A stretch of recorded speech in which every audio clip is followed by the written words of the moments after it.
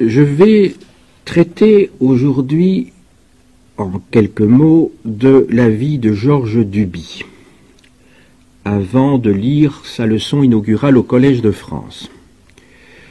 Georges Duby a publié un certain nombre d'ouvrages, et je vous citerai ici les principaux d'entre eux.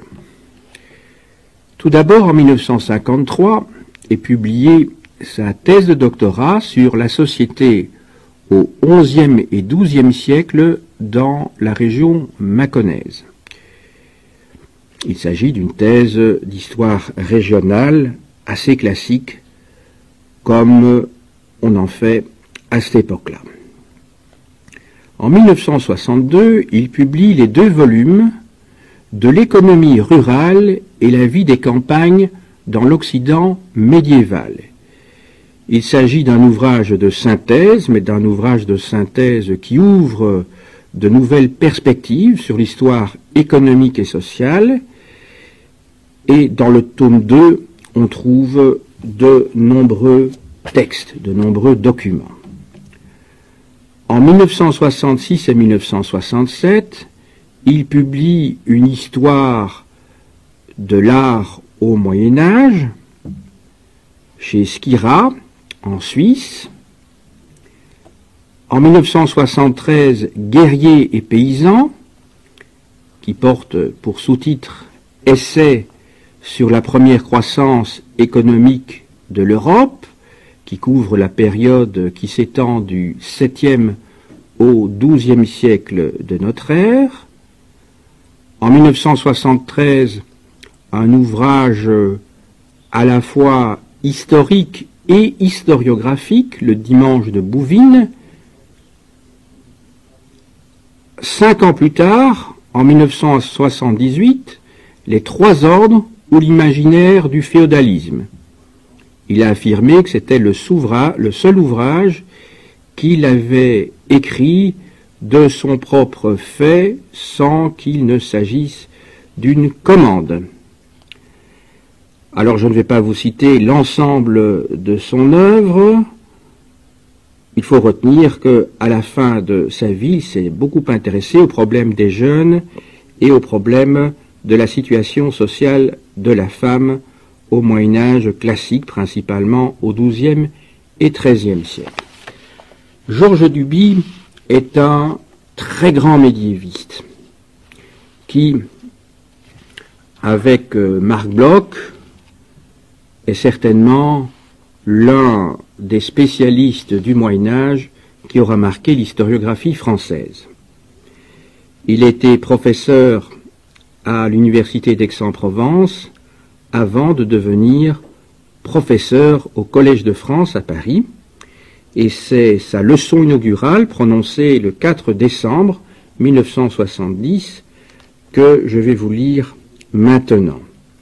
Il s'agit en fait d'une véritable esquisse d'une histoire des sociétés de l'Occident médiéval.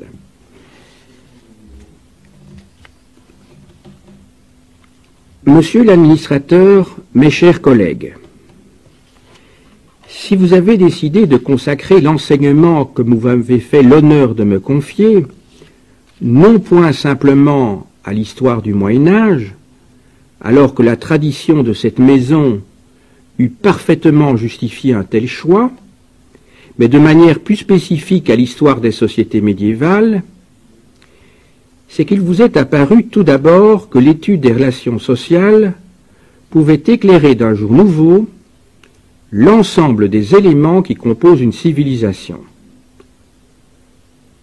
C'est aussi et surtout que vous avez estimé, parce que la vocation du Collège de France est d'enseigner la science en train de se faire, que les réflexions les plus urgentes, celles dont on peut attendre les résultats les plus neufs, devaient s'engager dans les perspectives les moins bien tracées de l'histoire médiévale. J'entends précisément celle de l'histoire sociale. Il peut paraître surprenant, mesdames et messieurs, de m'entendre parler en ces termes de cette histoire en un lieu où Lucien Febvre a longtemps enseigné et mené ses combats pour une histoire rénovée que nous suivions avec enthousiasme et passion. Lorsque l'on considère tant de travaux achevés, qui s'achèvent ou qui s'inaugurent, et si j'évoque enfin, avec reconnaissance et respect, la mémoire de Marc Bloch, à qui je dois d'avoir découvert que c'était l'homme vivant qu'il fallait chercher sous la poussière des archives et dans le silence des musées. On ne saurait cependant méconnaître, l'ordonnance de nombreux ouvrages, le titre même de mains enseignements en témoigne, que l'histoire sociale apparaît encore souvent aujourd'hui comme une annexe, comme un appendice, comme, disons-le, la parente pauvre de l'histoire économique. Celle-ci, en effet, emportée depuis plus d'un demi-siècle par un puissant élan, n'a cessé de donner vie et ampleur aux recherches les plus fécondes. Elle a conquis les plus larges espaces.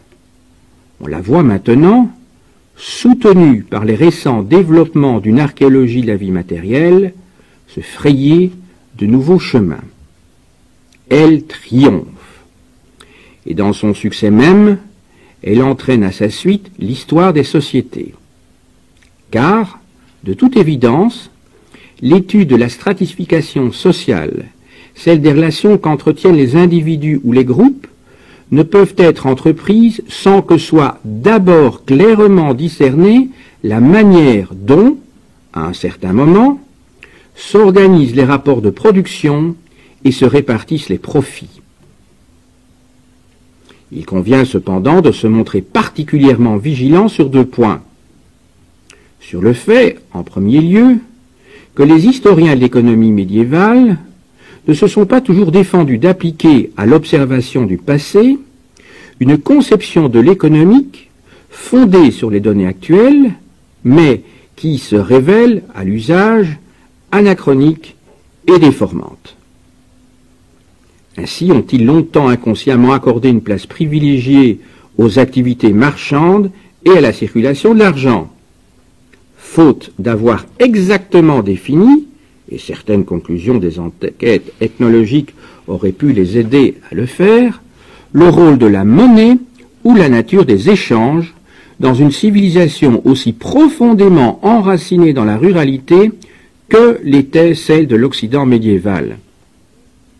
En second lieu, et surtout, il serait faux de penser que l'on a conduit jusqu'à son terme l'analyse d'une société quand, à la lecture de censiers, de registres d'estime ou de cadastres, on est parvenu à situer les chefs de maison aux différents niveaux d'une hiérarchie des fortunes, quand, en interprétant les termes d'un contrat de location ou d'embauche, on a pu discerner comment tel travailleur se trouvait exploité, quand, par l'entremise de dénombrements fiscaux, on a vu s'esquisser les tendances d'une évolution démographique.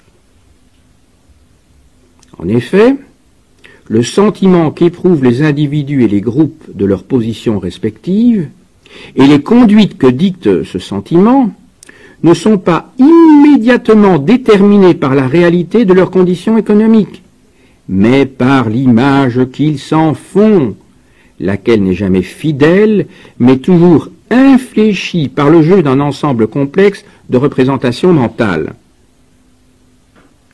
Placer les phénomènes sociaux dans le simple prolongement des phénomènes économiques, c'est donc réduire le champ d'interrogation, c'est donc appauvrir singulièrement la problématique, c'est renoncer à percevoir clairement certaines lignes de force essentielles. De fait, très tôt, et dès l'instant où l'histoire des économies prenait son départ, il est apparu indispensable à certains de compléter l'étude des assises matérielles des sociétés anciennes par celle des rites, des croyances et des mythes, de tous les aspects d'une psychologie collective qui régissent les comportements individuels et en fonction desquels, aussi directement et de manière aussi nécessaire qu'en fonction des faits économiques, s'ordonnent les relations sociales. De la sorte a pris corps, mais lentement et pendant longtemps de manière hésitante, cette histoire que l'on a nommée, peut-être improprement, l'histoire des mentalités et dont le vif progrès des jeunes sciences humaines, telles l'anthropologie sociale et la sémiologie, est venu, dans les années récentes, raffermir les méthodes et élargir les ambitions. Le vaste domaine qui s'ouvre ainsi à la recherche peut d'autant mieux séduire les médiévistes que la plupart des documents écrits de ce temps, parce qu'ils furent rédigés par des hommes d'Église, confèrent aux choses de l'esprit une fonction beaucoup plus importante qu'aux réalités économiques, qu'ils fournissent fort peu de données quantifiables et susceptibles d'utilisation statistique, alors qu'ils se révèlent particulièrement éclairants quant aux phénomènes mentaux. Mais cette disposition présente en elle-même un danger sérieux que n'ont pas esquivé certains historiens, se laissant aller à épouser l'attitude même des témoins qu'ils interrogeaient et dont tout l'effort avait tendu à dégager le spirituel du temporel. Ils ont été parfois conduits à s'éloigner du concret, à attribuer aux structures mentales une trop large autonomie à l'égard des structures matérielles qui les déterminent, faisant ainsi insensiblement dévier l'histoire des mentalités vers des développements semblables à ceux de la Geistesgeschichte. Si l'on veut, par conséquent, que l'histoire sociale progresse et conquiert son indépendance, il convient de l'engager dans une voie où s'opère la convergence d'une histoire de la civilisation matérielle et d'une histoire du mental collectif. Mais je crois nécessaire de poser au préalable 3 principes de méthode. Il faut partir de l'idée que l'homme en société constitue l'objet final de la recherche historique.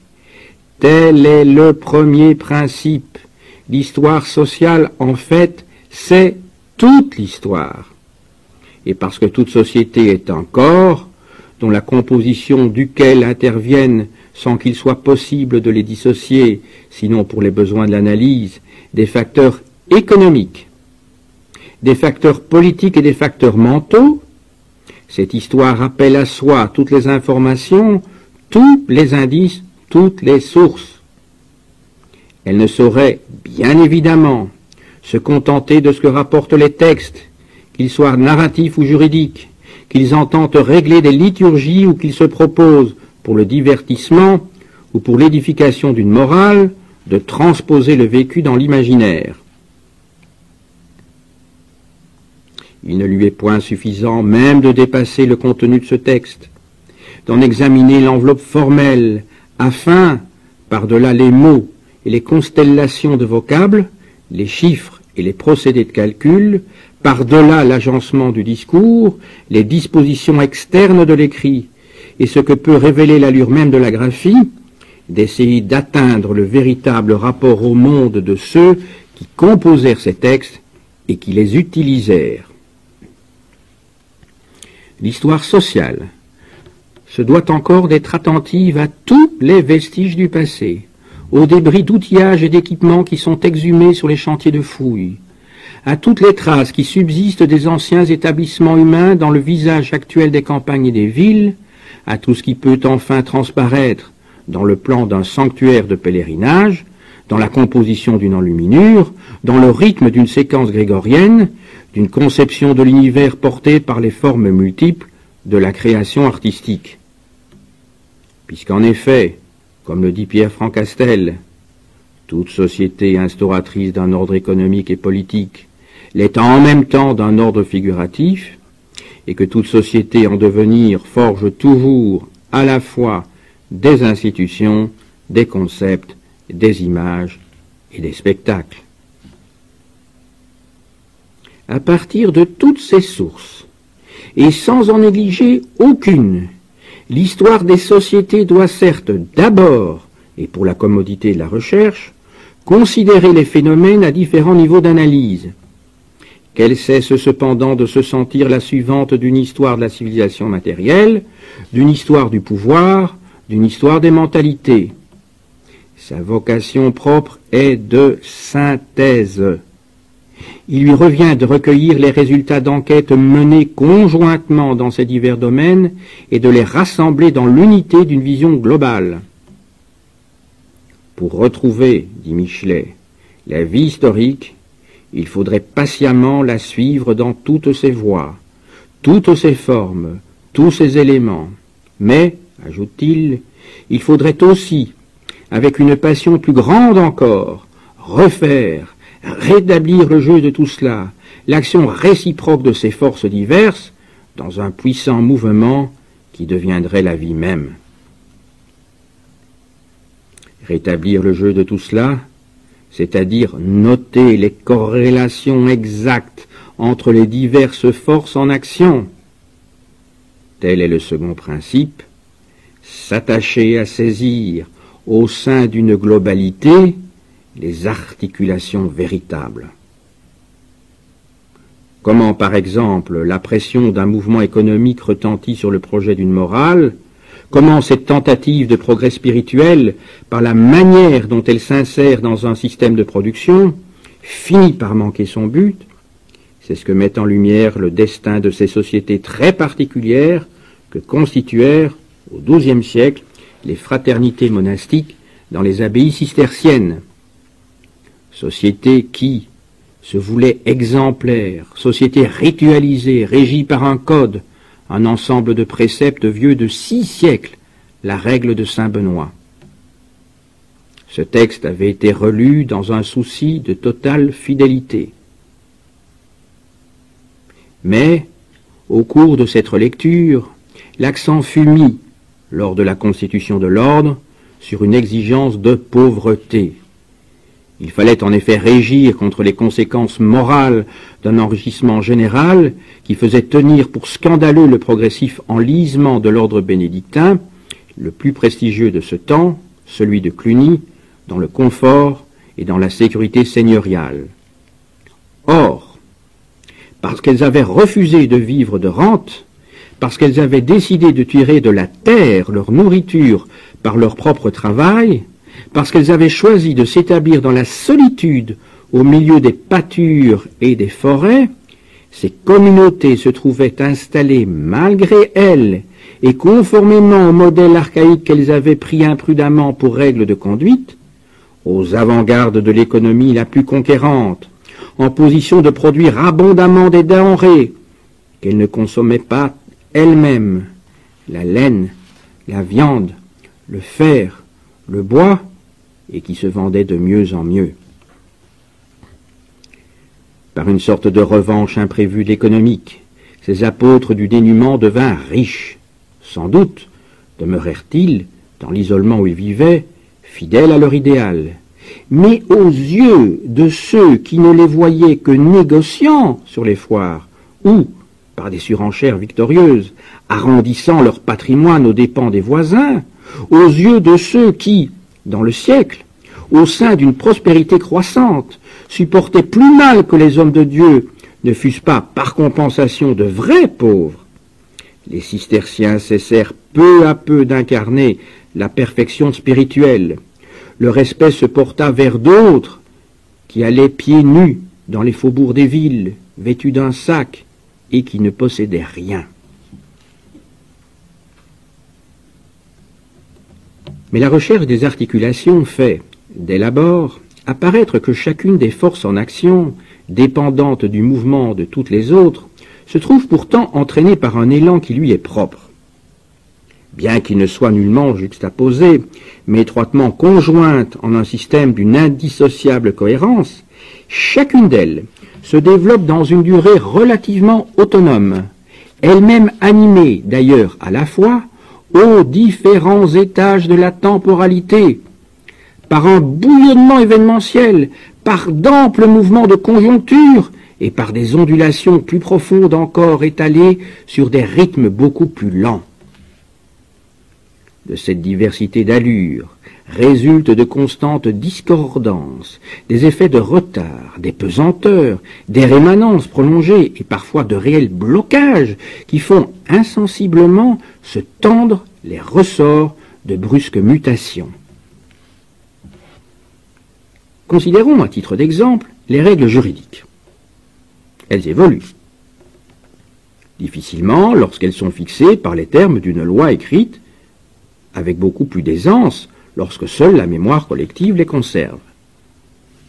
Cependant, si ductiles fussent-elles, les coutumes orales de l'âge féodal ne parvinrent pas à s'ajuster sans délai aux modifications d'une distribution des pouvoirs en fonction de laquelle elles visaient à ordonner durablement les relations sociales.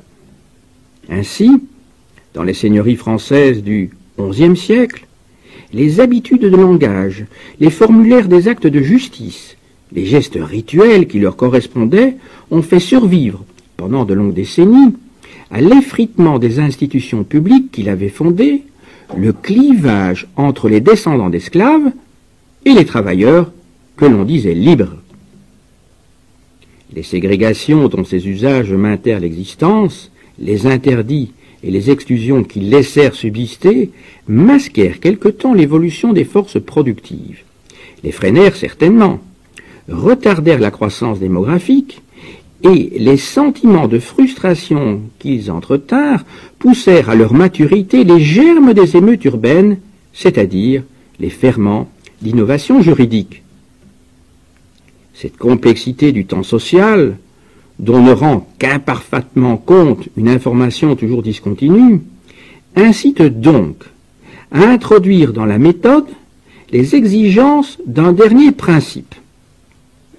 La nécessité, en analysant avec la plus grande minutie l'interaction de résistance et de pulsions entrecroisées, les apparentes ruptures qu'elle provoque et les contradictions qu'elle avive, la nécessité de dissiper à chaque moment que l'historien choisit d'observer l'illusion d'une diachronie.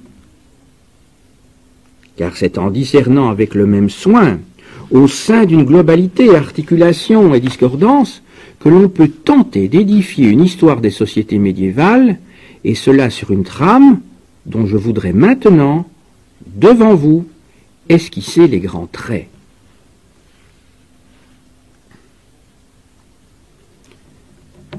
Un jour, les chariots des peuples barbares forcent le barrage que les armées romaines opposaient à leur progression. Un jour, Sidoine Apollinaire est contraint, malgré son dégoût, d'accueillir des chefs germains dans les annexes de sa demeure. Alors commence le Moyen-Âge. Il commence par la rencontre de deux sociétés de semblables structures. Rome fascinait encore les peuples sauvages, mais Rome n'était plus en Occident qu'un décor délabré. De longue date, en effet, les retentissements d'une phase prolongée de régression démographique et économique faisaient se détériorer, se distendre le réseau de cités et de routes que les légions avaient jetées sur les provinces conquises afin de les mieux tenir et qui protégeaient le médiocre bonheur de quelques privilégiés. En s'écaillant, le vernis d'une civilisation urbaine et marchande laissait ressurgir le substrat précolonial, seigneurial et rustique, où les grands domaines, les clientèles nouées autour des chefs de village formaient le cadre des relations sociales. Sous l'effet d'une très lente osmose, au long de laquelle les invasions que l'histoire s'efforce de dater n'apparaissent que comme les temps forts et particulièrement violents d'une évolution continue, les limites de l'Empire ne séparaient plus rien. Sans doute, les tribus transportaient-elles dans leur migration certains traits de culture qui leur étaient propres, un sentiment moins diffus de la liberté, l'exaltation des vertus militaires, un art du bijou et du signe abstrait. Elles s'établissaient dans des campagnes où survivaient d'autres traditions, l'usage du pain, du vin, de la monnaie, de la construction de pierre, et ceux qui conduisaient leur marche voulurent, dans les palais des villes et dans les amphithéâtres, se parer des oripeaux grossiers d'une civilisation moribonde. Toutefois, les deux sociétés, celle des envahisseurs et celle des indigènes, étaient l'une et l'autre rurales, l'une et l'autre esclavagistes, l'une et l'autre dominées par de fortes aristocraties et d'une brutalité presque égale. Elles se mêlèrent sans peine. L'Église chrétienne, soucieuse de rassembler dans une même foi tous les habitants de la terre, a atteint cette fusion et des croix apparurent dans les sépultures germaniques. Mais l'Église se barbarisa. Elle devint elle-même rurale. Ses postes avancés furent désormais monastiques, et elle ne sauva guère des lettres latines que des fragments, ceux qui pouvaient servir à l'oraison.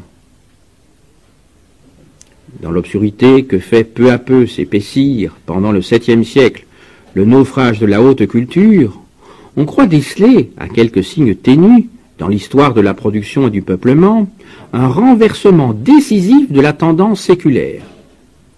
Se dessine alors le départ d'un lent progrès. Stimulé sans doute par l'installation de conditions climatiques plus favorables dans l'ouest du continent européen. Mais, parce que les premiers élans de croissance se développent dans un milieu très primitif, dans un système économique agro-militaire où, pour des peuplades paysannes, les seules sources de grands profits étaient les opérations de pillage, le résultat de cet essor fut l'édification, par des bandes de guerriers mieux armés, de grands États conquérants. La plus prestigieuse de ces constructions politiques, c'est l'Empire carolingien. Qu'est-il en réalité? Une chefferie de village étendue aux dimensions de l'univers, et qui, par un étirement en cercle concentrique, tendrait à englober l'ensemble des territoires depuis les confins du peuplement jusqu'à la personne même du souverain.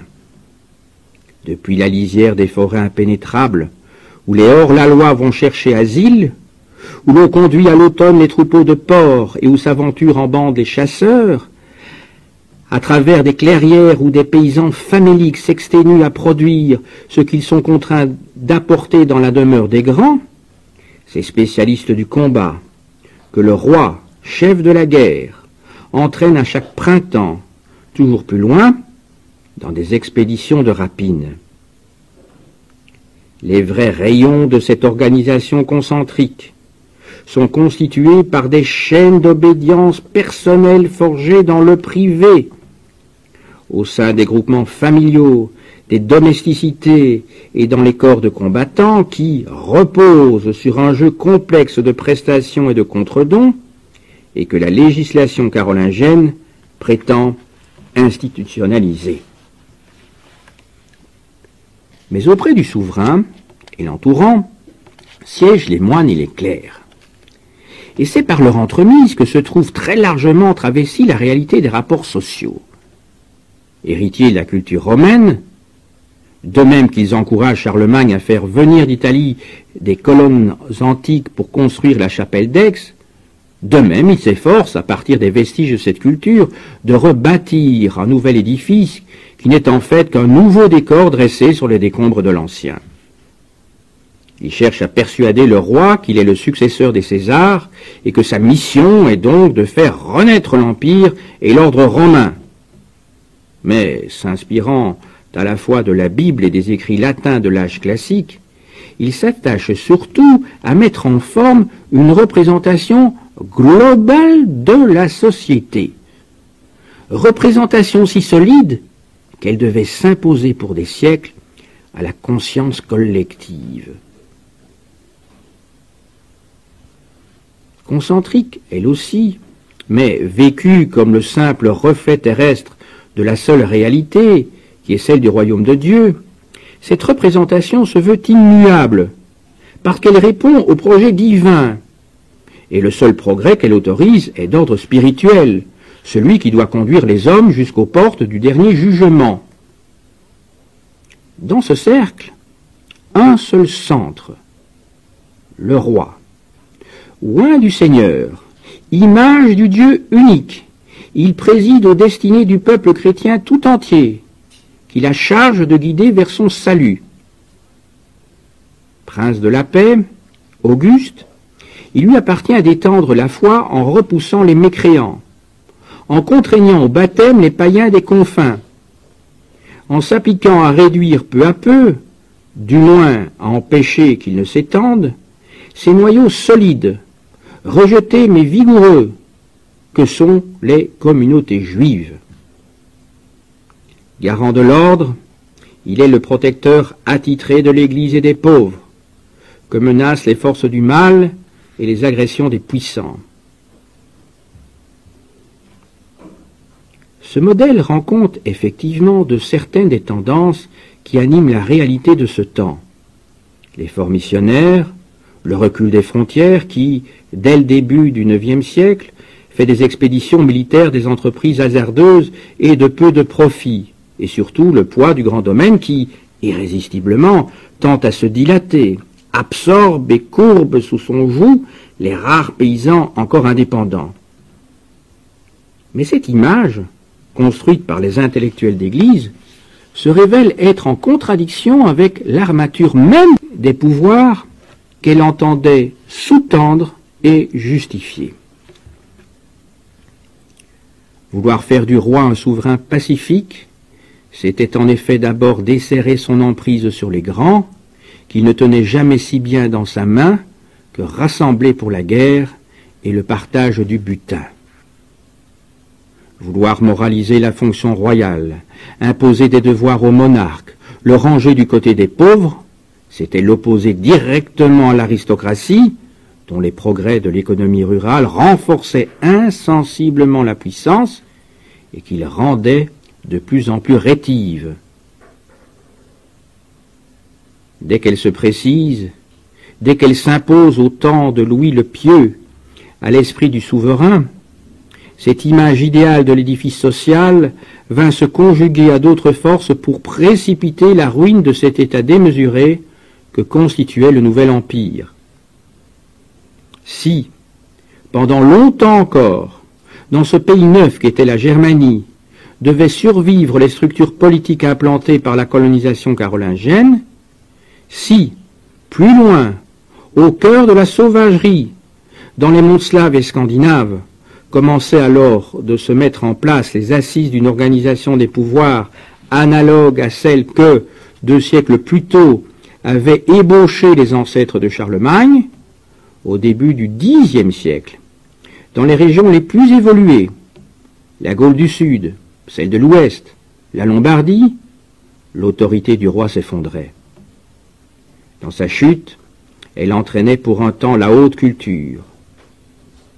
Après le vif coup de lumière que la renaissance de l'écrit avait jeté, dans l'entourage des souverains francs, sur les relations sociales, la nuit retombe, établissant ce point chronologique une coupure artificielle. Car, mal discernable parmi ces ténèbres nouvelles, une croissance continue de la population, un perfectionnement continu des techniques agraires ne cessaient de fortifier la vraie réalité, qui n'était pas le royaume, ni celui des cieux, ni celui de la terre, mais la seigneurie. Ce nœud de pouvoir enraciné dans le sol campagnard et ajusté aux étroitesses d'une civilisation toute rurale, où nul ne pouvait commander de loin. L'émiettement de la puissance régalienne permet aux maîtres des terroirs et des espaces forestiers, à des niveaux de plus en plus profonds, de mieux dominer les hommes. Les châteaux, point d'appui de la défense locale, deviennent pour le peuple, terrorisé par les dernières incursions de pillards, les seuls lieux de refuge. Ces nouvelles fonctions de protection autorisent les seigneurs à s'approprier une part plus grande encore des produits, constamment accrus, du travail de la terre. Ainsi se précisent les contours de 2 classes véritables, celle des seigneurs d'une part, celle des paysans de l'autre. Tandis que, parmi les maîtres, la concurrence pour les profits fait se rompre les connivences qui liaient jusqu'alors l'aristocratie laïque et l'aristocratie ecclésiastique, désormais opposées et rivales. L'Église était devenue seigneuriale. Elle s'enrichit. Un renouveau culturel en résulte, qui favorise aux approches de l'an 1000 l'élaboration d'un nouveau système de représentation mentale. Œuvre une fois encore des clercs et des moines, ce système apparaît en fait comme la reconduction modifiée du modèle carolingien. Il tient en effet toujours la royauté pour nécessaire. Un seul règne dans le royaume des cieux, celui qui lance la foudre, affirme l'un de ses intellectuels.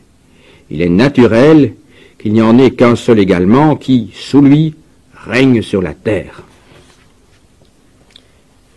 Mais l'autorité souveraine se trouve désormais transférée dans l'irréel, ne conservant pas dans le vécu plus d'apparence que les puissances de la surnature. Ce système, comme le précédent, repose sur l'idée de paix, elle-même établie sur une conception immobiliste de la stratification sociale, reconnue comme homologue, comme préfigure de l'ordonnance des rapports dans la Jérusalem céleste. Mais ce qu'il propose, c'est une organisation triangulaire, 3 ordres, 3 catégories sociales stables, strictement délimitées, et chacune investie d'une fonction particulière. Au premier rang, l'ordre des hommes de prière, l'Église qui, dans la volonté de se réformer, travaille à se séparer plus nettement des laïcs, au nom de la supériorité du spirituel sur le temporel, et qui, proposant aux clercs la morale des moines, s'efforce à plus de cohésion.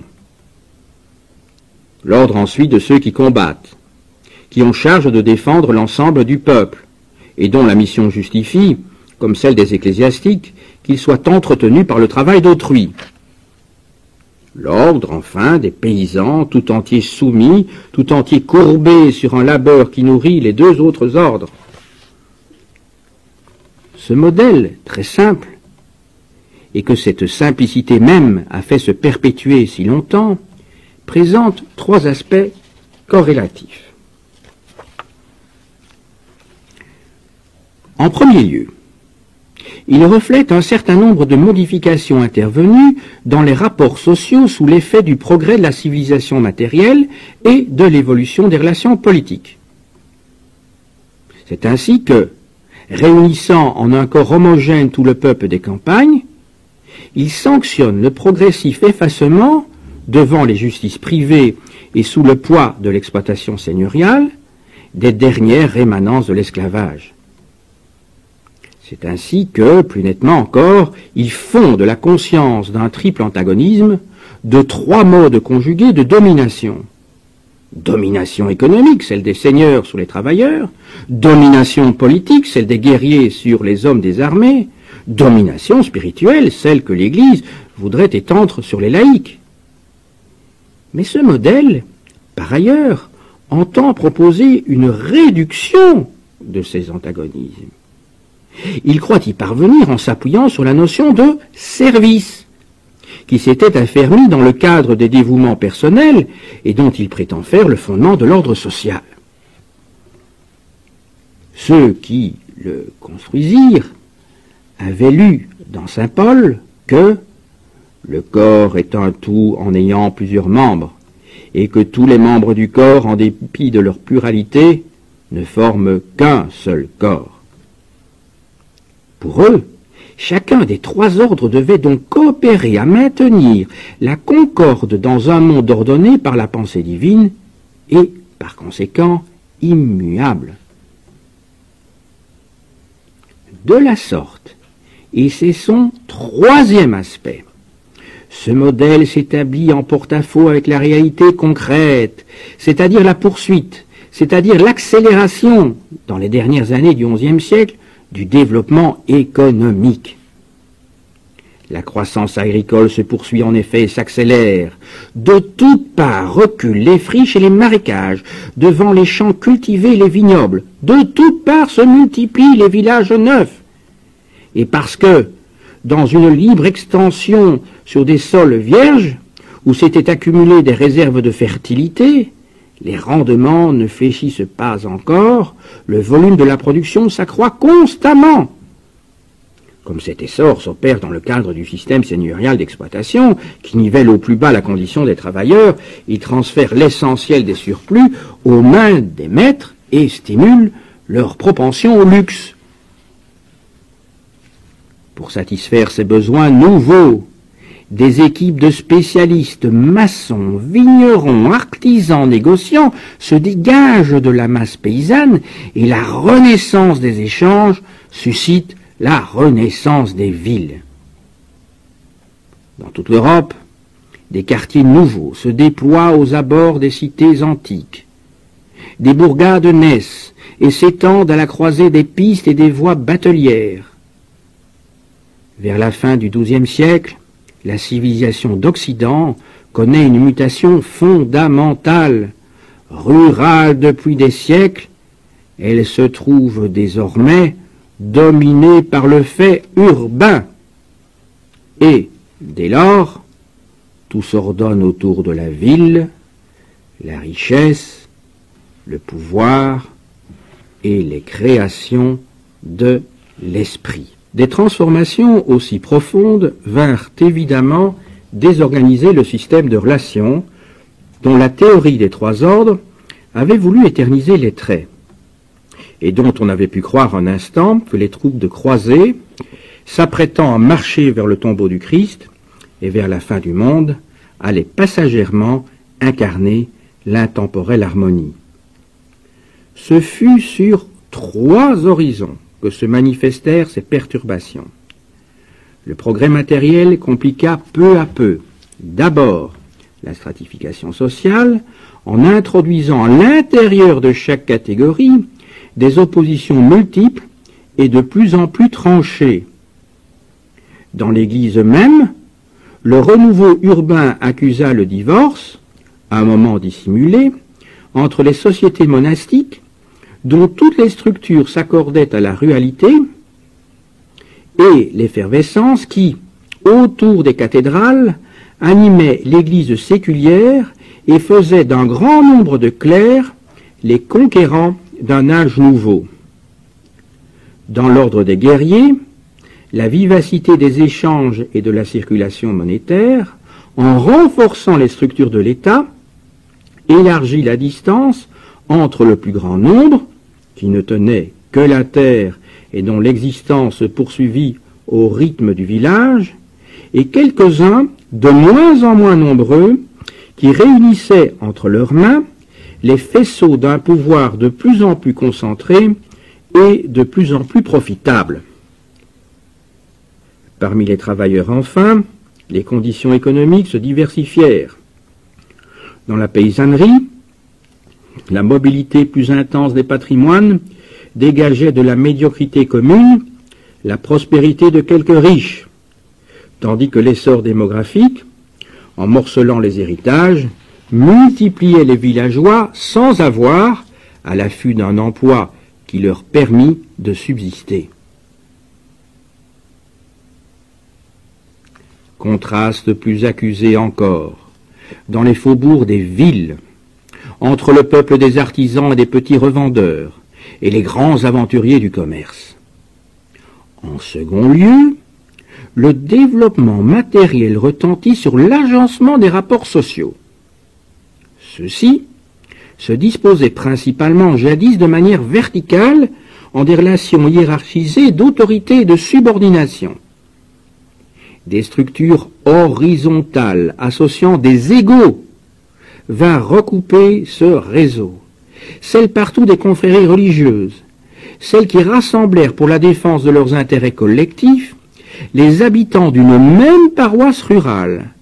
Dans les villes, celles de la commune ou des guildes, celles des compagnies dans les bandes armées, celles qui groupèrent maîtres et écoliers au voisinage des sièges épiscopaux. Enfin, le dynamisme économique encouragea les initiatives personnelles, distendit les contraintes anciennes, celles de la famille, celles des domesticités, celles du grand domaine, autorisa partout l'espoir de promotion individuelle et se marqua dans les consciences par le sentiment bouleversant d'un progrès. Se dessinèrent alors de nouveaux antagonismes qui ne résidaient plus seulement dans l'affrontement des anciennes catégories sociales, dont les frontières devenaient toujours plus poreuses, qui ne s'établissait pas seulement entre les multiples feuillets que le mouvement de croissance isolait à l'intérieur de chacune des classes en les décomposant peu à peu, mais qui vinrent dresser l'une contre l'autre les générations. Aux plus âgés installés dans les anciennes structures et qui travaillaient à leur maintien, s'opposèrent désormais les plus jeunes, qui voyaient un large champ s'ouvrir à leurs espérances et qu'entraînait l'esprit d'aventure et de compétition. Étudiants, rivalisant dans les disputes scolastiques, chevaliers célibataires cherchant dans les tournois et dans l'errance la richesse et la gloire, fils de paysans croyant trouver sur les aires de défrichement plus d'aisance et plus de liberté. Mais les vrais promoteurs de l'élan économique, les véritables artisans du progrès, ce furent les serviteurs des grands seigneurs, qui construisaient leur propre fortune en étendant la puissance de leur maître, et, d'autre part, les marchands, qui se rencontraient dans les foires, et ceux qui, sur les ponts, changeaient la monnaie et pratiquaient l'usure. Dans la seconde moitié du XIIe siècle, on peut déceler la progressive émergence de maintes images s'essayant à traduire et à justifier les innovations sociales. Elles se forment, pour la plupart, dans ce milieu qui demeure encore le détenteur privilégié de la haute culture, c'est-à-dire parmi les gens d'église. Tandis que les moralistes et les prédicateurs s'efforcent d'édifier une éthique appropriée à chacun des états professionnels dont ils perçoivent la diversité, on voit, dans le champ de l'inquiétude spirituelle et des exigences chrétiennes, se poser, de manière de plus en plus préoccupante, le problème de la pauvreté. Chez les nantis, dans les cadres de l'orthodoxie aussi bien que dans les sectes hérétiques, se dépouiller de ses richesses apparaît comme l'acte éminemment salutaire, seul capable de compenser une prospérité ressentie comme un péché. Mais la pratique de la charité parmi les malades, parmi les migrants, et toute la misère qui s'accumule aux lisières des agglomérations urbaines, s'accompagne d'un mépris croissant pour les pauvres, jugés responsables de leur pauvreté et désormais tenus pour dangereux. Prend alors imperceptiblement naissance l'idée qu'il faut cantonner les pauvres dans l'exclusion, tous les pauvres, les lépreux, comme les indigents.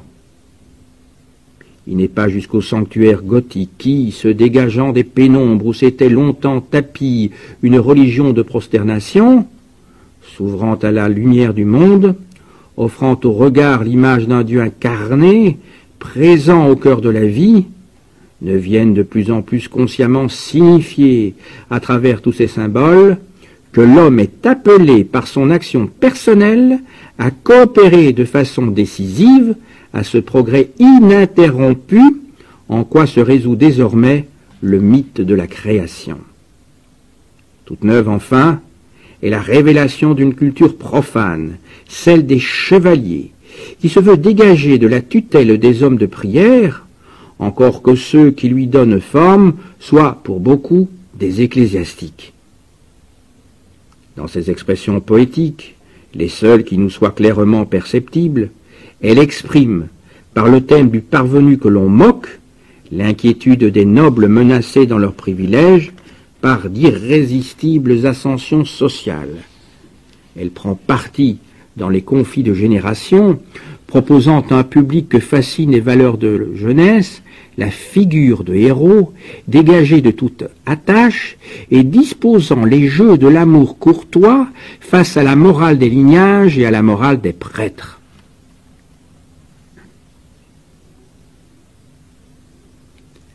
Dans les décennies qui encadrent l'an 1300, se marquent nettement différentes ruptures. Une rupture dans le mouvement des économies qui fait succéder à une longue période de développement une phase régressive dont l'un des traits les plus évidents est, dans presque toutes les provinces d'Europe, un effondrement démographique. une rupture dans l'évolution culturelle qui se manifeste essentiellement par une rapide vulgarisation du christianisme, qui devient dès lors une religion populaire, et par la décléricalisation conjointe d'un grand nombre de valeurs et d'images. Les foyers principaux de création échappent en effet peu à peu à l'emprise totale de l'Église pour se fixer dans les cours princières. Une rupture, enfin, plus décisive peut-être, dans le matériel même qu'utilise l'historien. Les sources deviennent brusquement surabondantes et se laïcisent. D'autre part, elles aussi. Pour cette raison, en tirant parti des registres de notaires ou des documents fiscaux, en analysant les thèmes d'une peinture devenue résolument figurative et soucieuse de décrire le réel, en observant les objets beaucoup plus nombreux que découvrent les archéologues et qui font voir pour la première fois ce qu'était la maison d'un paysan, le plan d'un village, l'organisation d'un terroir, l'outillage d'un atelier d'artisans, il devient possible d'approcher les réalités économiques par des méthodes préstatistiques et de saisir par là même, en se fondant sur des données numériques, les mécanismes de la croissance et ceux de la régression. Pour la première fois également, les documents révèlent tout un ensemble de symboles, de parures et d'emblèmes qui marquaient aux yeux des contemporains les distinctions entre les états sociaux. Pour la première fois, enfin, cette documentation montre directement ceux qui n'étaient jamais encore entrevus qu'à travers un écran déformant. Celui que constituait le cadre de référence des seuls témoins dont on disposait jusqu'alors, les ecclésiastiques et les grands. Elle présente pour la première fois les humbles. Toutes ces ruptures ont effectivement fait s'établir dans la tradition de l'historiographie médiévale, et spécialement en France, une césure qui isole nettement le XIVe et le XVe siècle des précédents. Cette inflexion vaut-elle aussi pour l'histoire des sociétés? Ne risque-t-elle pas d'introduire en ce domaine de fallacieuses discontinuités? Il se trouve que les 2 derniers siècles du Moyen-Âge sont, depuis nombre d'années, en France et dans la plupart des pays européens, le lieu des recherches les plus actives et celui des découvertes les plus éclairantes. C'est ainsi, par exemple, que l'on voit moins confusément comment la grande vague épidémique de 1348 a parcouru l'Europe. C'est ainsi que l'on distingue clairement quel était le jeu des relations d'affaires parmi les marchands de Toulouse ou parmi les banquiers de Gênes. Et si les campagnes demeurent moins bien connues que ne le sont les villes, on sait aujourd'hui comment on jugeait les hommes dans la région de Senlis, comment s'établissaient les rapports entre seigneurs et paysans bordelais, ou dans les Midlands, et ce qu'était le sort des chevaliers en Namurois, ou dans les campagnes d'Île-de-France. Mais parce que les sources sont beaucoup plus riches, et parce que les méthodes encore artisanales qu'utilisent les médiévistes ne permettent pas d'en exploiter rapidement le contenu, ces investigations sont généralement conduites dans le cadre limité d'une petite province, d'une cité, voire à l'intérieur même d'une ville, dans celui plus restreint encore d'une catégorie sociale déterminée. Or, la multiplicité de ces travaux, leur dispersion et leur caractère souvent ponctuel empêchent que l'on prenne aisément des vues d'ensemble. Les progrès récents de la connaissance historique ont certes permis de rectifier les conclusions d'anciens essais de synthèse. On ne parle plus de crise à propos des grandes mutations qui ont affecté l'histoire européenne du XIVe siècle. Et l'on se déprend désormais d'un certain romantisme qui, à travers le fracas des batailles, devant l'ampleur des charniers et la tonalité macabre qui envahit l'art religieux, présentait dans son ensemble le Moyen-Âge finissant comme un temps de marasme, de repli et d'anxiété, négligeant tous les courants de vitalité qui firent sans cesse jaillir ici et là de grandes entreprises conquérantes et les formes admirables d'une esthétique renouvelée. Mais il importerait d'aller plus avant, de réunir en un seul regard les données enrichies de l'analyse historique et de s'appliquer à saisir dans leur totalité certains phénomènes majeurs.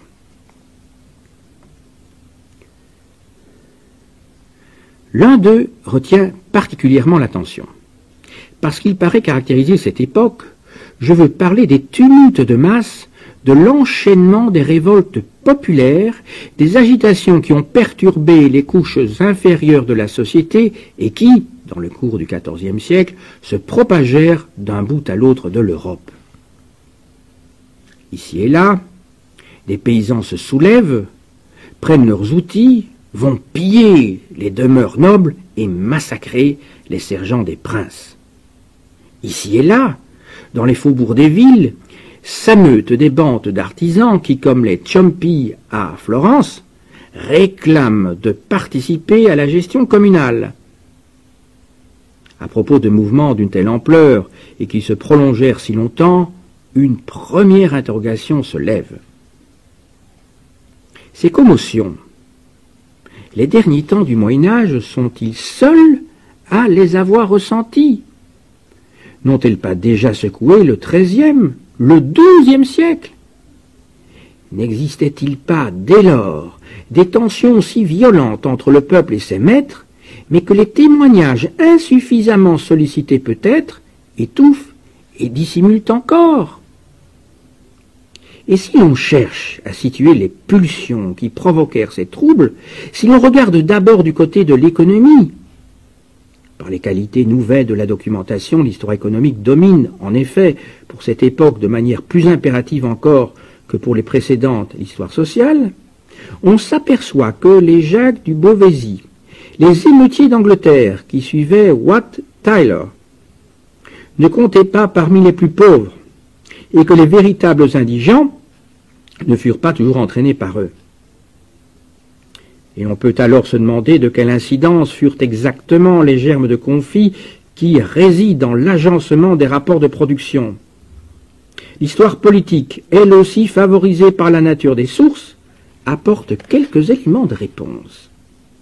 Elle incite à voir dans ces soulèvements des ripostes à l'apesantissement des structures de l'État et à la pression fiscale.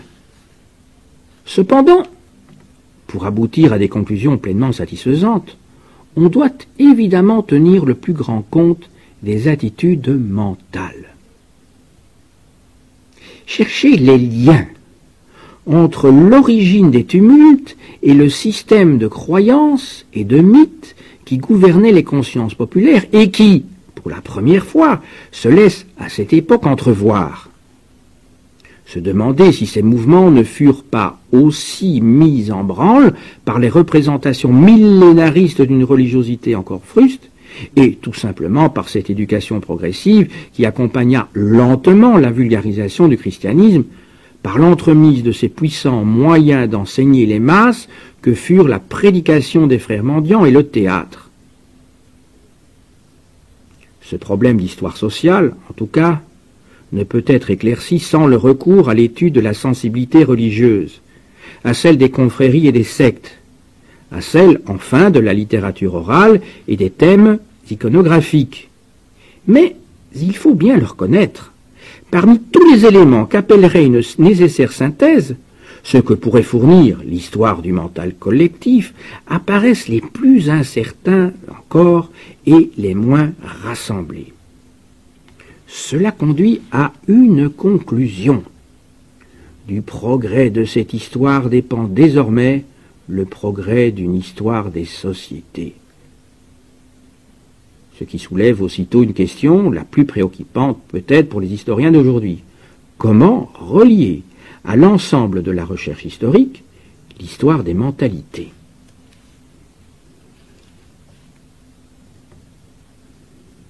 Je souhaiterais vivement que la chaire qui m'a été confiée devienne un lieu de rencontre et de réflexion permanente sur le problème de cette insertion. Il me semble en effet que l'époque médiévale peut offrir à son examen des conditions favorables, parce que le champ de l'économique agit peut-être alors de manière moins immédiatement déterminante qu'il ne le fait dans des périodes plus récentes, et, d'autre part, parce que cette époque est assez éloignée de nous pour que l'historien puisse mieux prendre, à l'égard des modes de pensée et des comportements qu'il régissent, la distance qui s'impose. En effet, L'effort le plus rude, mais le plus nécessaire à celui qui veut comprendre le passé des sociétés, est de se libérer des pressions des attitudes mentales qui le dominent lui-même. J'indiquais tout à l'heure qu'il était malaisé de se dégager d'une vision actuelle de l'économique pour observer, sans erreur de perspective, les économies d'autrefois. Il est beaucoup plus ardu, encore, de ne pas transporter dans l'observation des mentalités anciennes le reflet de celles de notre temps. Ce qui fait de l'histoire de la psychologie collective, des morales et des conceptions du monde qui les fondent, la plus difficile qui soit. Difficile, elle est déjà parce que les phénomènes mentaux se logent dans des mécanismes beaucoup plus subtils que ceux qui font évoluer les cadres matériels de la vie, parce qu'ils échappent à la plupart des moyens de mesure dont nous disposons actuellement et que, dans leur fluidité, ils paraissent insaisissables. Histoire difficile encore parce que, dans toute société, coexistent différents niveaux de culture. Entre eux s'établissent d'étroites correspondances. Divers mouvements les relient, dont les plus vigoureux sont ceux qui font s'enfoncer peu à peu, dans des milieux toujours plus profonds et plus étendus, des modèles créés pour les élites et qui conduisent ces modèles à se déformer au long de ce parcours. Entre ces strates culturelles, les frontières sont indistinctes et mouvantes, et il est rare qu'elles coïncident exactement avec celles que délimitent les conditions économiques. Histoire difficile enfin parce que les représentations mentales et les conduites des hommes du passé ne sont jamais perçues que par l'intermédiaire de langages, que nombre de ceux-ci se sont brouillés, parfois tout à fait perdus, que les autres sont entraînés par une histoire qui leur est propre et que, dans cette évolution, les signes qui composent ces langages se modifient généralement peu. C'est en se chargeant progressivement d'un sens nouveau qu'ils épousent le mouvement du mental collectif, et de tels glissements sémantiques ne se laissent pas suivre aisément de très près. Mais cette histoire, il faut cependant l'édifier. La seule façon de le faire, d'une manière scientifique, c'est de partir du principe que les perceptions, les savoirs, les réactions affectives, les rêves et les fantasmes, que les rites, les maximes du droit et les convenances, que l'amalgame d'idées reçues qui engluent les consciences individuelles et dont les intelligences qui se voudraient les plus indépendantes ne parviennent jamais à se dégager tout à fait, que les visions du monde, plus ou moins confuses, plus ou moins logiques, qui colorent les actions, les désirs et les refus des hommes, dans leur rapport avec les autres, ne constituent pas des éléments épars, mais qu'une étroite cohérence les réunit en une véritable structure. Que cette structure ne peut être isolée d'autres structures qui la déterminent et sur lesquelles elle retentit. Que les progrès de l'histoire des mentalités, et par conséquent ceux de l'histoire sociale, qui ne saurait se passer d'elle, repose donc sur l'emploi de l'instrument méthodologique le plus efficace que puisse aujourd'hui manier l'historien. J'entends sur la nécessité de conduire, conjointement et avec une égale rigueur, l'analyse des infrastructures matérielles, écologiques, économiques, des structures politiques, des superstructures idéologiques enfin. Puisque sont effectivement solidaires, des faits aussi éloignés dans le temps et apparemment aussi étrangers l'un à l'autre, que l'imperceptible oscillation climatique qui favorisa le progrès des labours aux lisières de la forêt mérovingienne et, d'autre part, le choix que firent au seuil de la Renaissance Paolo Uccello et ceux qui lui passèrent commande, d'emprisonner les tumultes de la victoire de San Romano dans le cristal d'un univers géométrique et nocturne. Pénétrer, autant que faire se peut, dans cet enchevêtrement d'articulation et de résonance, ce serait sans doute péniblement, patiemment, passionnément avancer dans la compréhension de ce tout, dont l'histoire est celle des sociétés, et tenter de le saisir Poursuivant le rêve de Michelet, dans un